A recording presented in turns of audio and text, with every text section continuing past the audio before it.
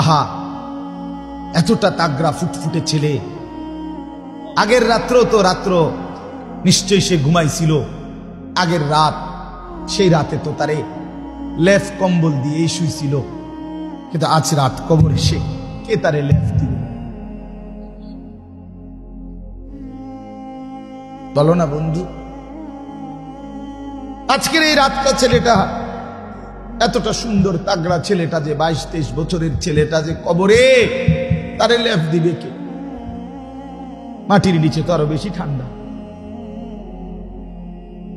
মাটির নিচে আরো বেশি ঠান্ডা না? তারে লেফ দিবে কে? তারে কম্বল বিছাই দিবে কে? এজন্য দোস্ত, আবারও অনুরোধ করছি, জিন্দেগির কদর করো বন্ধু। ঠাট্টা করে উড়ায় দিও না। ঠাট্টা করলেও হায়াত শেষ, কাঁদতে থাকলেও হায়াত শেষ। সুখের সাগরে যে ভাসতেছে তারও মৃত্যু নিশ্চিত, দুঃখের পাহাড়ে যে পড়ে আছে তারও মৃত্যু নিশ্চিত, তারও মৃত্যু নিশ্চিত। পরিবর্তন দরকার, জিন্দেগি বদলানো দরকার।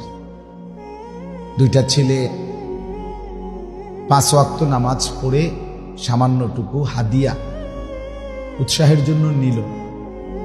বিষয়টা কিন্তু এটা না, বরং বিষয়টা হলো বাকি বেনামাজি অপদার্থদের জন্য সবক। এই দুই ছেলে বাকি বেনামাজিদের কপালে গালে জুতার বাড়ি দিল।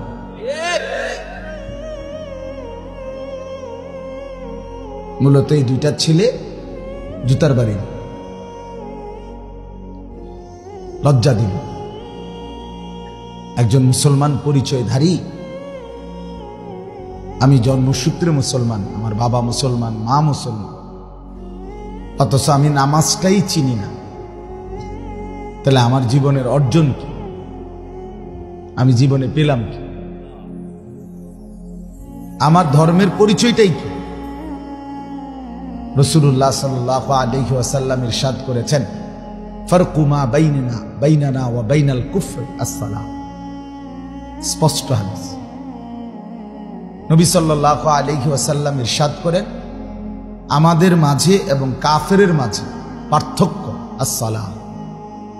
কি? নামাজ। ছেলেরা বুঝতে শেখো, আমাদের মাঝে আর বেঈমানের মাঝে পার্থক্য নামাজ। নবীজি বলছেন। রাসূলুল্লাহ সাল্লাল্লাহু আলাইহি ওয়াসাল্লাম ইরশাদ করেছেন, মান তারাকা সালাতাম মুতাআম্মিদান ফাকাদ কাফার। পরিষ্কার হাদিস। নবীজি বলেন, যে ব্যক্তি ইচ্ছে করে নামাজ ছেড়ে দিল সে কাফের হয়ে গেল, সে বেঈমান হয়ে গেল। আচ্ছা, এর চাইতে বড় সাংঘাতিক কথা আর কি বলতো? এর চাইতে বড় ধমক আর কি হইতে পারে? আল্লাহ নবী সাল্লাল্লাহু আলাইহি ওয়াসাল্লাম বলেন, আমার দিল চায়, মন চায়, লাকাদ হামামতু আন আমুরা ফিতিয়াতি, আমার মন চায় আমি কয়েকজন ছেলে যুবক একত্র করি, অতঃপর নামাজের ওয়াক্ত হলে মসজিদে একামতের সময় আমার মন চায় আমি একজন সাহাবীকে বলি যে তুমি ইমামতি করো, আমি একটু আসতেছি বাহির থেকে। কি করবেন? আল্লাহ নবী সাল্লাল্লাহু আলাইহি ওয়াসাল্লাম বলেন, আমার মন চায় আমি ওই আমার যুবক ছেলেগুলোকে নিয়ে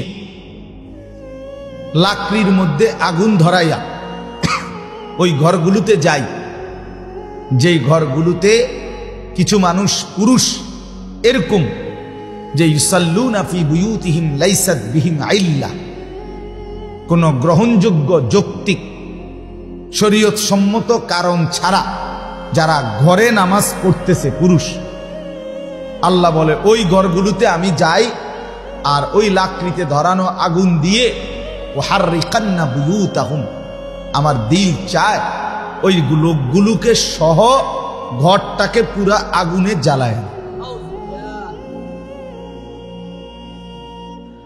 এরপরে কি বলতো আর? প্রিয় ভাই বলো, এরপরে নবী সাল্লাল্লাহু আলাইহি ওয়াসাল্লাম নামাজের গুরুত্বের জন্য আর কি বলতো বলেন চাচা আপনি কোন আর কি বলতো? যে আমার তো মন চায় এই নাফরমান, হাদিসে আছে সেখানে যদি ওয়ালাউলান নিসা অদ্দাঈফ, আল্লাহ রাসূল বলেছে সেখানে যদি নারী না থাকতো, দুর্বল লোক না থাকতো, বৃদ্ধা না থাকতো, তাহলে সত্যি সত্যি জ্বালায় দিত। কিন্তু ছেড়ে দিলাম শুধু ঘরে যে নারী আছে, ঘরে যে শিশু বাচ্চা আছে, ঘরে যে বৃদ্ধ বৃদ্ধা আছে, দুর্বল মাজুর অক্ষম এরকম মানুষ আছে বলে ছেড়ে দিলাম। নাই তো সামর্থ্যবান 16 বছর 18 বছর 20 বছর 30 বছর 40 বছর এই নাফরমান মসজিদে না আসার কারণ কি? কথা বলেন না কেন? কি কারণ? আল্লাহ রাসূল সাল্লাল্লাহু আলাইহি সাল্লাম বলেন নয়তো সত্যি সত্যি জ্বালিয়েই দিত। আচ্ছা এবার একটা জিনিস চিন্তা করেন তো, একজন ভাই হলো, মনোযোগ দিয়া ভাবো, বেনামাজি তুমি ভেবে দেখো হাসরের ময়দানে যদি এবার আমরা সেই নবীর কাছে সুপারিশের জন্য যাই, আর তিনি যখন দেখবে আমলনামা, প্রত্যেকটা উম্মতের আমলনামা রাসূল দেখবেন, কোরআনে আছে ওয়াজিনা বিকা আলা হাউলাই শাহীদা, আল্লাহ বলছে বন্ধু আপনাকে সামনে উপস্থিত করে আমি আপনার উম্মতকে পেশ করব, আমলনামা খুলব, আপনি দেখবেন একটা একটা করে।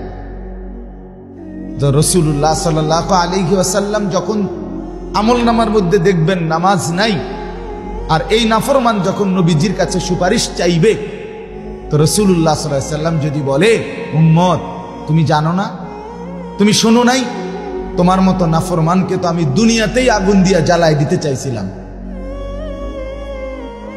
বেঈমান সেদিন তো নারীর কারণে ছেড়ে দিছি, সেদিন বাচ্চার কারণে ছেড়ে দিছি, সেদিন বুড়ো অক্ষম মাজুর মানুষের কারণে ছেড়ে দিছিলাম। আজ তো তুই একা, আজ তোকে জাহান্নামের আগুনে ফেলে দিতে আমার কোনো আপত্তি নেই, যা। তখন কার কাছে যাবেন? এরপরে খাজা বাবার কাছে। হ্যাঁ, তখন খাজা বাবার কাছে। তো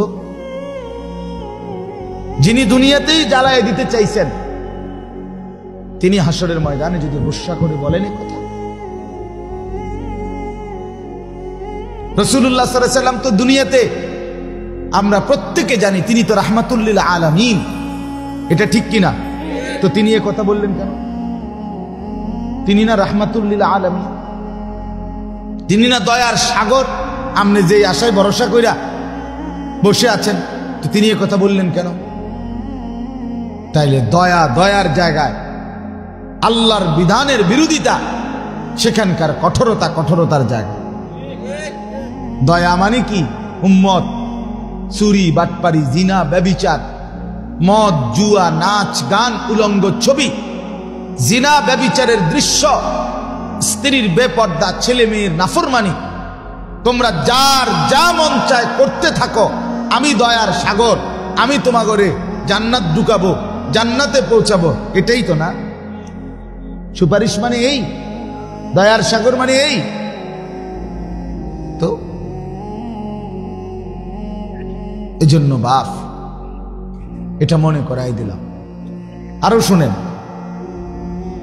আল্লাহর নবী সাল্লাল্লাহু আলাইহি ওয়াসাল্লামের জামানায় মদিনায় নবীজির কাছে যারা কালেমা পড়ে মুসলমান হইতো, তাদের মধ্যে কিছু মানুষ ছিল এরকম যাদেরকে মুনাফিক বলা হতো। কি বলা হইতো? মুনাফিক মানে হুয়াল্লাযী ইউযহিরুল ইসলাম ওয়া ইউবতিনুল কুফরা। মুনাফিক ওই ব্যক্তি যে মুখে তো বলতো কালেমা, কিন্তু ভিতরে অন্তরে ছিল কুফর, অন্তরে কুফরই ছিল তার। সে সত্যিকার অর্থে রাসূলকে মানে না, আল্লাহকে মানে না, ইসলামকে মানে না, কিন্তু মুখে কোনো হয়তো কোনো দুনিয়াবি স্বার্থ, নগদ কোনো লাভ ইত্যাদি কোনো ফায়দার জন্য মুখে কি বলতো? কালেমা বলতো। আল্লাহ নবী সাল্লাল্লাহু আলাইহি ওয়াসাল্লাম চোখ দিকে তাকাইয়া বুঝতে পারতেন চেহারা দেখেই আন্দাজ করতেন